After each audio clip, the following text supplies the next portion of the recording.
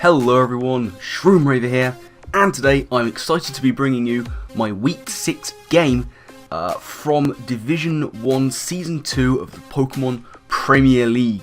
Yes indeed. Now, as you may know, today we are going up against FC Eeveeton, normally coached by Keyno, but he is absent, he's away, so in his place will be his assistant manager, Scizor.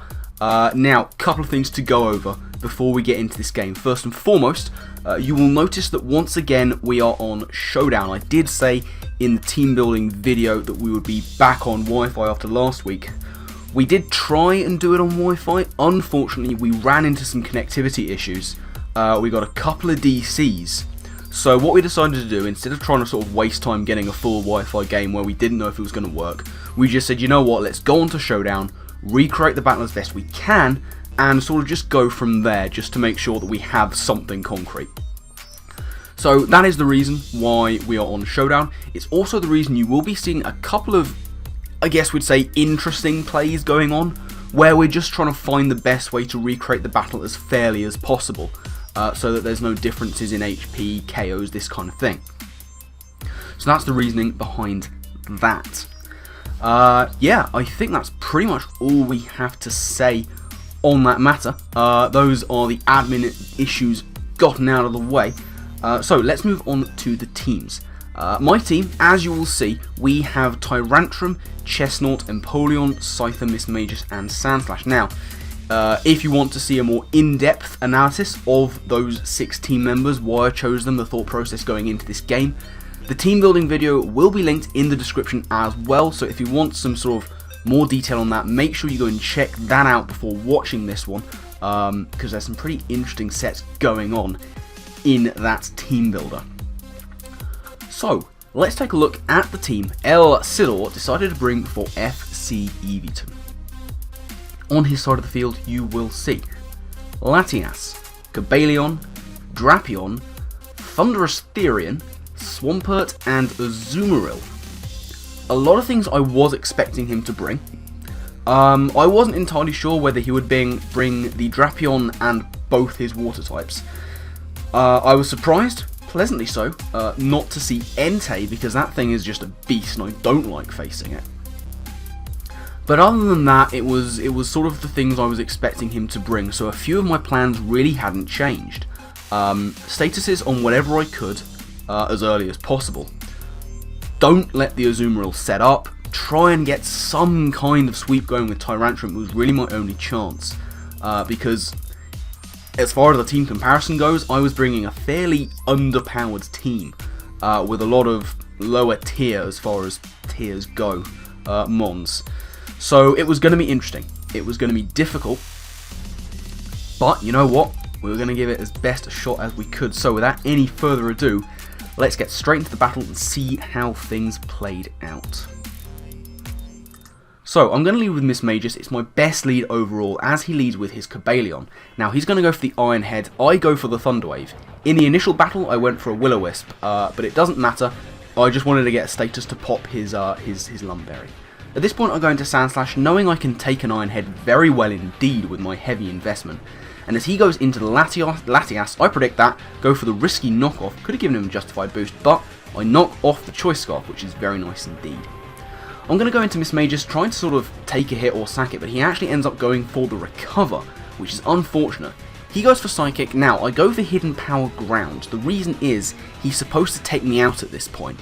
So to make it as fair as possible, and for him to get out of this with full health, I'm just going for Hidden Power Grounds to let him take me out, because that's what happened in the Wi-Fi battle. Now I can go into Empoleon to tank any hit and get my rocks up. In comes the Thunderous Therian, allowing me to do so. So unless he has Defog and Latias, they're there to stay. I go into Sandslash, but Scizor is going to make the play and go for Grass Knot. Very nicely done by him. And I'm kind of hedging my bets that this is in fact choiced in some way. I go into Chestnut, who doesn't take an inordinate amount from the Grass Knot, so we're looking good. Here, he's going to go into Latias. I'm not quite real enough to click Dragon Claw. I just go for the safe Stone Edge and do some nice little chip damage. But I don't want to be taking a Psychic. I'm going to go into my Empoleon, as he does indeed just go straight for that Psychic. Now, he's not going to want to stay in here, but I'm going to go for Ice Beam anyway, just in case he does. And he goes into the Swampert. I go for Ice Beam, and I get the freeze. Now, in the original Wi-Fi battle, I also got the freeze, so that actually works out fairly accurately, which is nice. Here, he's going to go into Cobalion, either sort of probably expecting me to go for a Grass Knot, scouting me out, knowing he could take it and get a nice switch into a big threat. So well played by him. I'm now going to go into my Chestnut, because I have a plan. I know I can take a close combat. He thinks I'm a regular Chestnut, and he goes for close combat. I live, he gets the drops, and I take him out with Scarfed Low Kick. Beautiful, beautiful thing to happen. So he's going to go into Drapion. At this point, I'm going to go into Sandslash, either to take Stab Poison, or to stop him from getting T-Spikes up. He goes for the latter. And at this point, he's just going to try and get some damage on with a Poison Jab, fishing for a status, I guess, as I go for the spin. Now, obviously here, I could be going for Earthquakes. However, in the initial battle, he did have more damage and he did get a Poison. So, all I'm going to do is just keep going for Rapid Spin, get some chip damage, allow him to take me out, because as we say, we were looking to be as fair as possible, as loyal as possible to the initial Wi-Fi battle. So he escapes with his entire life as I go into Scyther. Here's my chance to try and pass off a Sword Stance, which I go for, and he goes for Taunt, which I was not expecting, so I can't pass off the boosts, but Scyther can adapt. I just go for Aerial Ace. He does Poison Jab, which does just under half of my health, and I can 2-hit KO with the +2 Aerial Ace, which is really nice. No more chance of Toxic Spikes on my side. But he's going to go into Thunderous, and at this point I am just going to let my Scyther go down. It's being outsped by many things on his team, Priority or Latias. So I let him get the Volt Switch so I can get Initiative. He goes into Azumarill for the first time as I go into Chestnut. He's threatened out, rightly so. Once again, I'm not really enough to go for Dragon Claw, but I do go for Wood Hammer, and with rocks and the damage that this will cause naturally, this is a 2-hit KO from where that Latias is. So brilliant work from Chestnut, putting in a nice shift and outspeeding the now non-Scarf Latias. So now in comes Thunderous, and he proves that he is running double Scarfer. I don't take the Volt Switch. I kind of hoped I would, but I don't. And once again, he allows me to get the initiative as he Volt Switches into that Azumarill. I'm going to go into Empoleon, who's still at max health, and here he goes into the Swampert. I guess either sacking it to Grass Knot or looking for the cheeky Scald Thought. I go for Grass Knot, and he has a Rindo Berry, which normally would be there to save him, but here is my opportunity. I go into Tyrantrum as he keeps getting frozen. Now a turn too late, he senses the danger and goes into his Scarf Thunderous, trying to outspeed a Dragon Dance set, but I am Rock Polish, and here we go, it's now or never. With the damage he's taken, I can take him out with a Dragon Claw. I don't have to risk the Head Smash miss. Here's the Azumarill. I do have to risk the miss, but we land the Head Smash. Down goes the Azumarill, and now all he has left is that frozen Swampert. I can go for Dragon Claw, take it out, and that is going to be a 2-0 victory in our favour. So, there it is. Great game to Lars L. Scizor. He played a fantastic game with some really, really powerful stuff.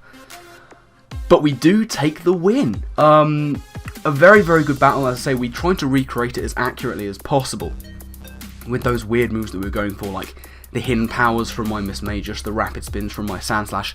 That was all in an attempt to recreate the initial Wi-Fi battle as accurately as possible. Got lucky with the freeze. I got that, as I say, in the initial Wi-Fi battle, I did get that freeze on the Swampert. So it was kind of just fortunate that I got it here, and it did end up coming into play, allowing me to set up at the end. Tyrantrum, once again, proving itself to be a massive threat in the format with that Rock Polish. You know, Jolly Rock Polish puts it in a really nice speed tier to outspeed Scarf base 110ers, which is fantastic, especially with the Lati twins floating around. But yeah, what that means is that, astoundingly, Parasect Germain are currently sitting at 6-0.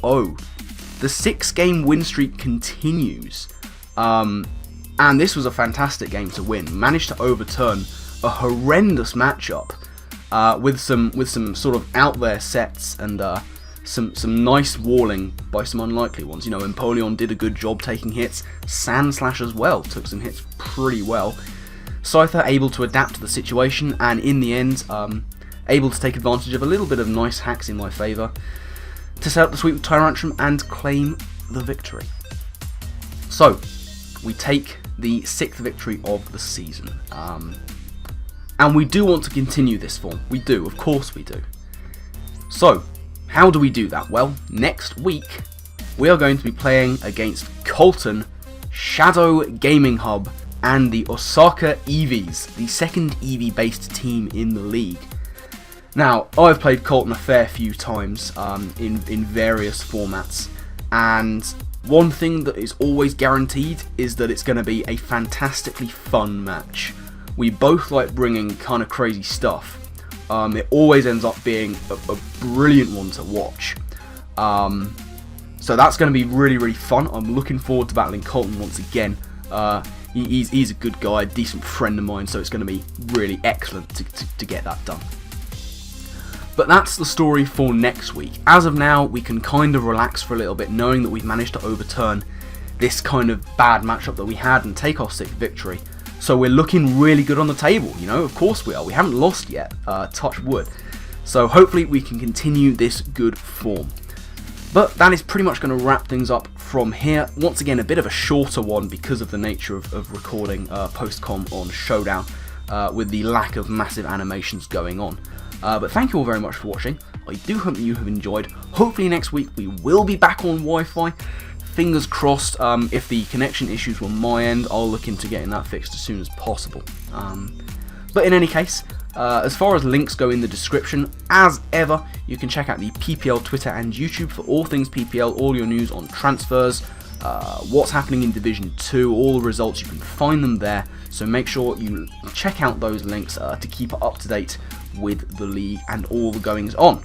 Of course, links will be down in the description to both Keyno and Scizor, the coach and assistant coach respectively of FC Eeveeton. Make sure you check out those channels. You'll be able to see Scizor's side of this battle and the previous one that he was in charge for as well as all of Keyno's battles from the league and their fantastic content on both of their channels.